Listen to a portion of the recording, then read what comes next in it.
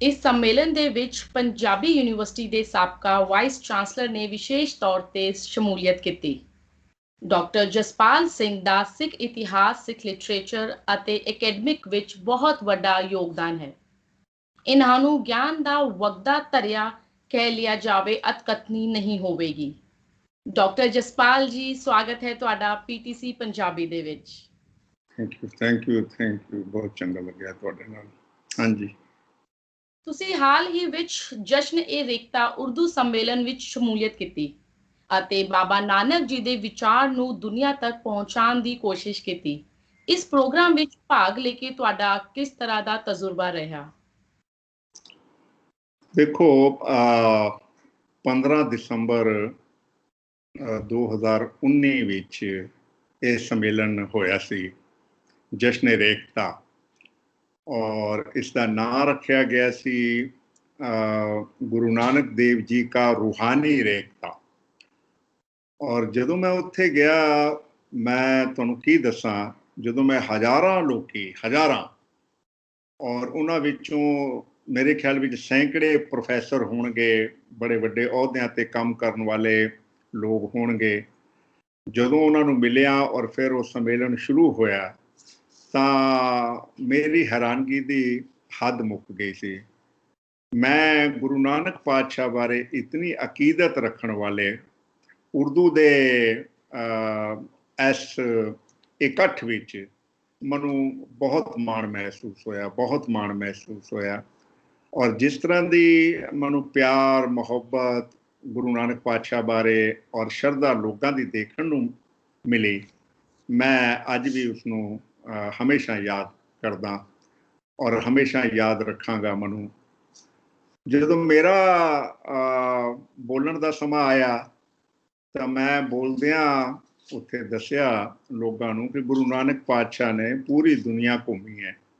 ਉਸ ਦੌਰ ਵਿੱਚ ਅਸੀਂ ਉਹਨਾਂ ਨੂੰ ਉਦਾਸੀਆਂ ਕਹਿੰਦੇ ਹਾਂ, ਔਰ ਗੁਰੂ ਨਾਨਕ ਪਾਤਸ਼ਾਹ ਵਿਸ਼ੇਸ਼ ਤੌਰ ਤੇ ਮੱਕੇ ਗਏ, ਗੁਰੂ ਨਾਨਕ ਪਾਤਸ਼ਾਹ ਮਦੀਨੇ ਗਏ, ਗੁਰੂ ਨਾਨਕ ਪਾਤਸ਼ਾਹ ਬਗਦਾਦ ਗਏ, ਗੁਰੂ ਨਾਨਕ ਪਾਤਸ਼ਾਹ ਅਫਗਾਨਿਸਤਾਨ ਗਏ।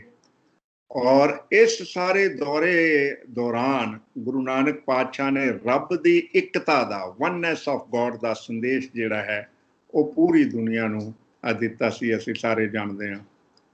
ਫਿਰ ਮੈਂ ਉਹਨਾਂ ਨੂੰ ਦੱਸਿਆ ਕਿ ਗੁਰੂ ਨਾਨਕ ਦੇਵ ਪਾਤਸ਼ਾਹ ਦੀ ਮੈਂ ਇੱਕ ਰਚਨਾ ਤੁਹਾਨੂੰ ਸੁਣਾਉਣੀ ਚਾਹੁੰਦਾ, ਜਿਹੜੀ ਪਰਸ਼ੀਅਨ ਵਿੱਚ ਹੈ, ਫਾਰਸੀ ਵਿੱਚ ਹੈ ਔਰ ਗੁਰੂ ਗ੍ਰੰਥ ਸਾਹਿਬ ਵਿੱਚ ਦਰਜ ਹੈ।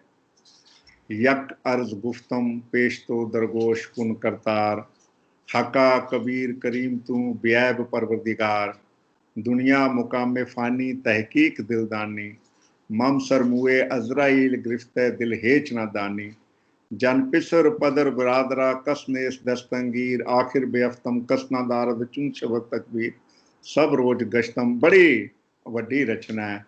ਜਦੋਂ ਮੈਂ ਸੁਣਾ ਰਿਹਾ ਸੀ ਔਰ ਲੋਕ ਸੁਣ ਰਹੇ ਸਨ ਤੇ ਮੈਂ ਉਹਨਾਂ ਦੇ ਚਿਹਰੇ ਦੇਖ ਰਿਹਾ ਸੀ, ਉਹ ਹੈਰਾਨ ਸਨ ਕਿ ਇਹ ਰਚਨਾ ਗੁਰੂ ਨਾਨਕ ਦੇਵ ਜੀ ਦੀ ਹੈ। ਮੈਂ ਕਿਹਾ ਹਾਂਜੀ, ਇਹ ਰਚਨਾ ਗੁਰੂ ਨਾਨਕ ਦੇਵ ਜੀ ਦੀ ਹੈ ਔਰ ਗੁਰੂ ਨਾਨਕ ਦੇਵ ਪਾਤਸ਼ਾਹ ਫਰਿਆਦ ਕਰ ਰਹੇ ਨੇ ਉਸ ਅੱਲਾਹ ਨੂੰ, ਉਸ ਰੱਬ ਨੂੰ। ਇਹ ਖਾਸ ਕਿਸਮ ਦੀ ਰਚਨਾ ਹੈ ਜਿਹੜੀ ਗੁਰੂ ਗ੍ਰੰਥ ਸਾਹਿਬ ਵਿੱਚ ਦਰਜ ਹੈ।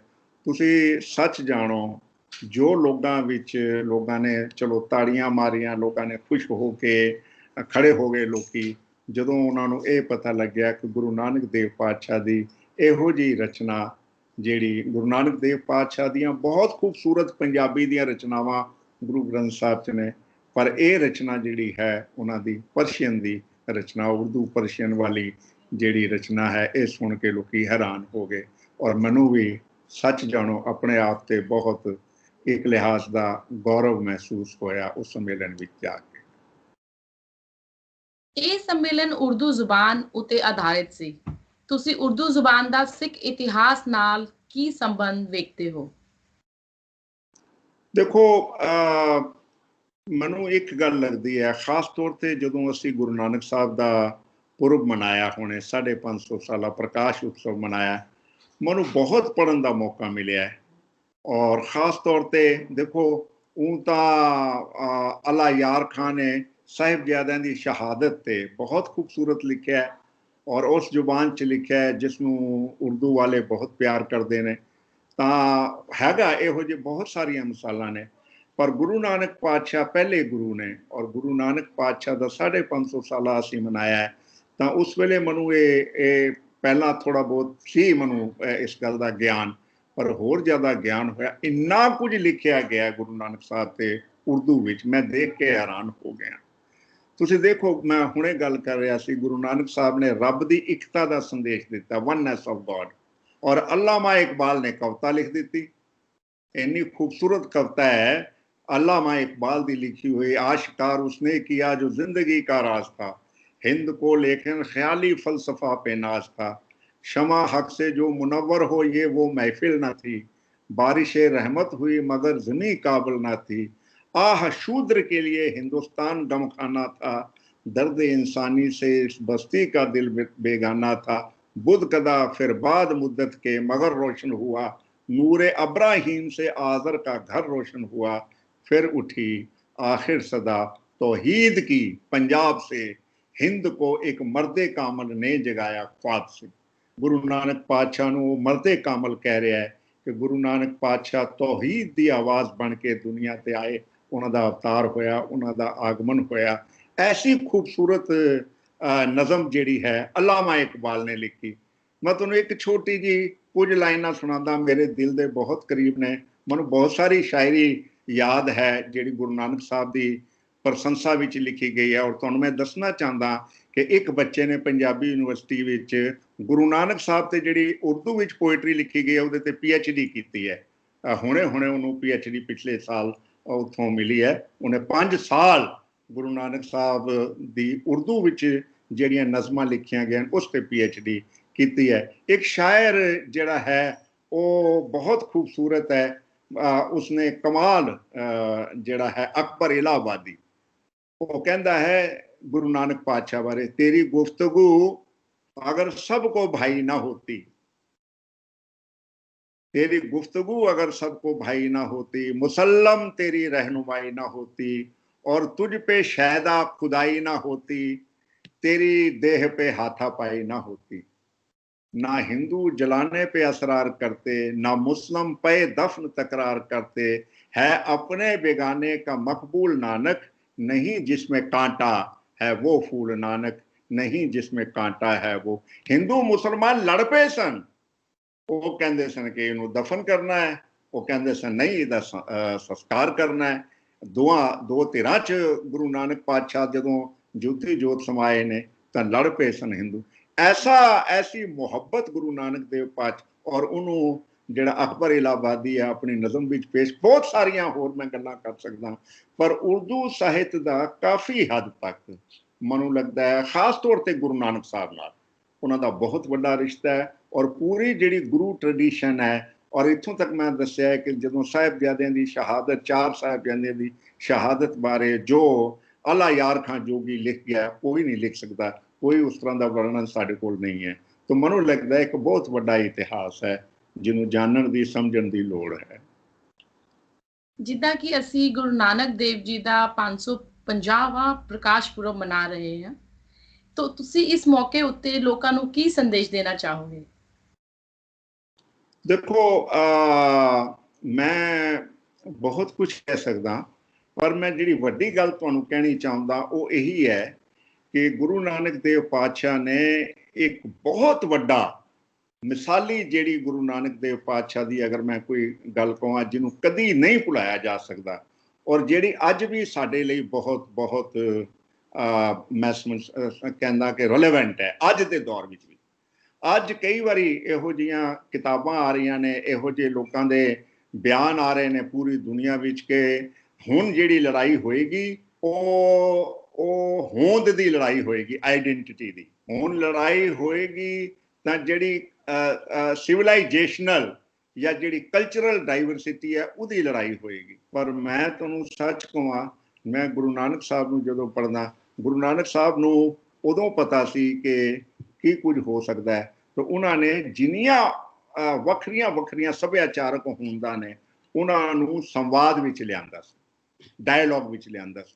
ਸਭ ਤੋਂ ਵੱਡੀ ਜਿਹੜੀ ਗੱਲ ਗੁਰੂ ਨਾਨਕ ਪਾਤਸ਼ਾਹ ਦੀ ਹੈ ਉਹ ਡਾਇਲੋਗ ਹੈ, ਜਿਹੜਾ ਉਹਨਾਂ ਨੇ ਕਿਹਾ ਕਿ ਡਾਇਲੋਗ 'ਚ ਰਹਿਣਾ ਹੈ। ਜੇ ਡਾਇਲੋਗ 'ਚ ਰਹੋਗੇ, ਬੇਸ਼ੱਕ ਡਾਈਵਰਸਿਟੀ ਹੋਵੇ, ਬੇਸ਼ੱਕ ਪਲੂਰਲਿਟੀ ਹੋਵੇ। ਔਰ ਗੁਰੂ ਨਾਨਕ ਸਾਹਿਬ ਨੇ ਆਪਣੀ ਬਾਣੀ ਵਿੱਚ, ਇਸ ਲਈ ਸਮਾਂ ਨਹੀਂ ਮੈਂ ਗੱਲ ਕਰਾਂ, ਡਾਈਵਰਸਿਟੀ ਦੀ ਬਹੁਤ ਪ੍ਰਸ਼ੰਸਾ ਕੀਤੀ ਹੈ। ਡਾਈਵਰਸਿਟੀ ਨੂੰ ਗਲੋਰੀਫਾਈ ਕੀਤਾ ਉਹਨਾਂ ਨੇ, ਪਲੂਰਲਿਟੀ ਨੂੰ ਉਹਨਾਂ ਨੇ ਪ੍ਰੇਜ਼ ਕੀਤਾ, ਐਪਰੀਸ਼ੀਏਟ ਕੀਤਾ। ਉਹਨਾਂ ਨੇ ਕਿਹਾ ਇਹੀ ਤੇ ਰੱਬ ਦੀ ਦੇਣ ਹੈ, ਪਲੂਰਲਿਟੀ। ਪਰ ਨਾਲ ਉਹਨਾਂ ਨੇ ਕਿਹਾ ਕਿ ਦੇਅਰ ਮਸਟ ਬੀ ਡਾਇਲੋਗ, ਆਪੋ ਵਿੱਚ ਡਾਇਲੋਗ ਹੋਣਾ ਚਾਹੀਦਾ ਹੈ। ਉਹ ਇੱਕ ਮੈਨੂੰ ਤਾਂ ਇੱਦਾਂ ਲੱਗਦਾ ਹੈ ਕਿ ਉਹ ਇਹ ਕਹਿਣਾ ਚਾਹੁੰਦੇ ਨੇ ਕਿ ਜੇ ਡਾਇਲੋਗ ਵਿੱਚ ਨਹੀਂ ਰਵਾਂਗੇ ਤਾਂ ਅਸੀਂ ਇਕਹਿਰੇ ਹੋ ਜਾਵਾਂਗੇ, ਅਸੀਂ ਸਚਿਆਰ ਤੱਕ ਨਹੀਂ ਪਹੁੰਚ ਸਕਦੇ, ਸਾਡੀ ਪ੍ਰਵਿਰਤੀ ਦਮਨਕਾਰੀ ਹੋ ਜਾਏਗੀ ਜੇ ਅਸੀਂ ਡਾਇਲੋਗ ਵਿੱਚ ਨਹੀਂ ਹੋਵਾਂਗੇ।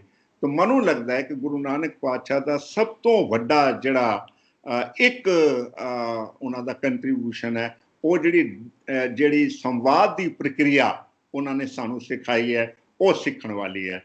ਔਰ ਮੈਂ ਤੁਹਾਨੂੰ ਬਾਰੀਕੀਆਂ ਕਹਾਂ ਤੇ ਮੈਂ ਇਹ ਕਹਿ ਸਕਦਾ ਕਿ ਭਾਰਤੀ ਧਰਮਾਂ ਵਿੱਚ ਔਰ ਸਿਮੈਟਿਕ ਟ੍ਰੈਡੀਸ਼ਨ ਵਿੱਚ ਗੁਰੂ ਨਾਨਕ ਪਾਤਸ਼ਾਹ ਨੇ ਸੰਵਾਦ ਦੀ ਪ੍ਰਕਿਰਿਆ ਸ਼ੁਰੂ ਕੀਤੀ ਸੀ।